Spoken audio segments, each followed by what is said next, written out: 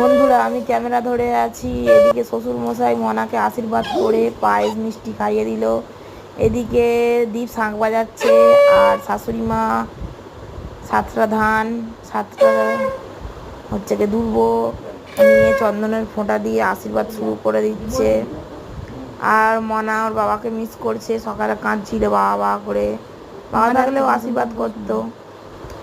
তো ফাইনালি মনা 5 বছর পূর্ণ হয়ে গেল। তো ভেবেছিলাম 5 বছরে খুব ধুমধাম করে অনুষ্ঠান করব, তো ভগবান সেই দিনটা দিল না, টাকা পয়সা নেই কাছে, কি করব। তাই ছোট্টখাট্টো করে আমরা ঘরেই মনাকে ছোট্টখাট্টো আয়োজন। তো খাবার হয়েছে বাসন্তী পোলাও মনার পছন্দ মতো, আর চিকেন কষা, বাটা মাছ ভাজা, আর এদিকে আছে পায়েস আর মিষ্টি। এই ছিল মনার পছন্দের খাবার, দুপুরের লাঞ্চ।